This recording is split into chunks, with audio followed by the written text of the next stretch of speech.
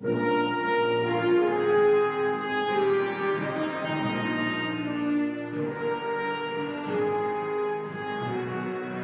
Galactic Guide for Hurston Dynamics, please wait. Hurston Dynamics found, retrieving data from the UEE database.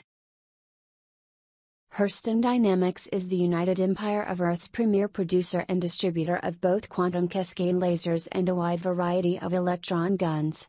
They are also the single largest outsourced producer of standard munitions warheads for military contracts and the third largest refiner of antimatter precursor in today's economy.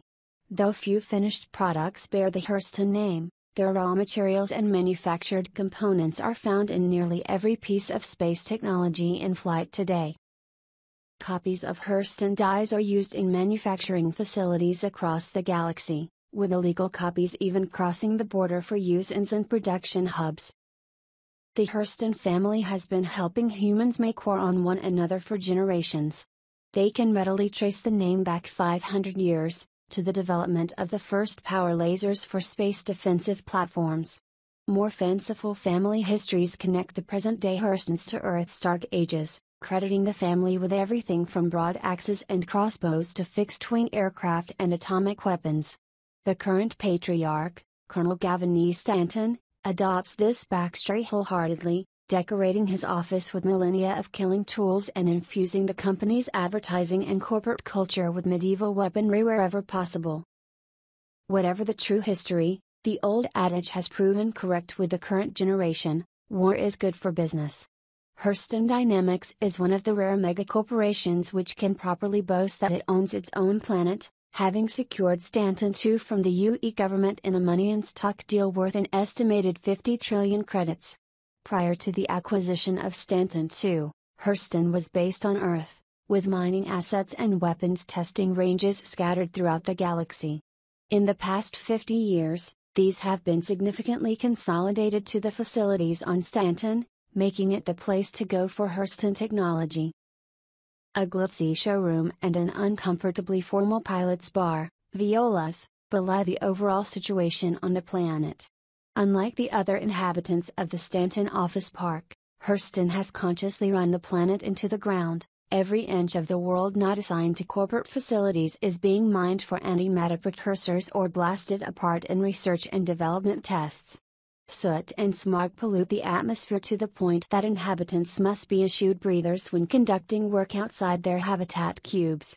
The worker satisfaction rating on Hurston is an astonishing 0.5 out of 10, and very few miners last more than a single conscription tour. The corporation is always seeking to import low-skilled workers, and rumors persist that there is a market for human slaves on their planet. Whatever the truth, privateers will find that Hurston pays well to those who provide them with involuntary labor and is an excellent source of low-cost munitions and metals. As a result of their disregard for Stanton II's ecology, Hurston frequently finds itself the prime target of environmentalist groups, including the Citizens Clean World Alliance, CCWA, and the Wildlife Conservation Project, WCP. The Colonel does nothing to hide his disgust for such movements, frequently boasting about the number of indigenous species his company has exterminated. Mounted Asoyan heads and flat-cap sensor nubs decorate his sitting room, and inciting further hatred from organizations unlikely to be purchasing radioactive munitions in the first place. In response, more militant environmental groups have even been known to target Hurston space convoys. Illegal bounties on Hurston corporate spacecraft are plentiful, though the corporation pays better for the requisite escort pilot muscle. Though their weapons technology is found throughout the Empire and beyond, Hurston currently manufactures only two lines of branded ship weapons: quantum cascade lasers and electron guns. Both lines are available in multiple sizes, configurations and purposes. Weapon sizes range from tiny needle cannons to the massive capital batteries found on UE warships. Hurston's extensive tool and die experience allows for both weapon types to be sold in both Gatling repeater and strict cannon configuration. Variants of the guns, at various grades, are designed for different markets: cheap for export, standard to quality for licensed civilian use, and excellent for the UE military. Hurston's spectrum line of external cavity quantum cascade lasers has been used effectively by a variety of operators for nearly a century. Quantum cascade lasers fire electromagnetic bolts that convert any material contacted into plasma, giving it a reasonable bite that is useful in most space combat encounters. A Hurston Dynamics Spectrum 7 QCL is recommended by the Bounty Hunters Guild as the gold standard for starter laser cannons, while the Spectrum 9 Gatling variant has been adopted by the UE for their destroyer-based systems currently undergoing space trials. While many corporations produce cheaper quantum cascade lasers, mostly based on Hurston's technologies, the Hurston name continues to convey a strong cachet. The less celebrated magnitude line of electron guns is generally considered a specialist's weapon. Standard UE units do not use magnitudes, although they are mounted on particular special operations and advocacy spacecraft variants.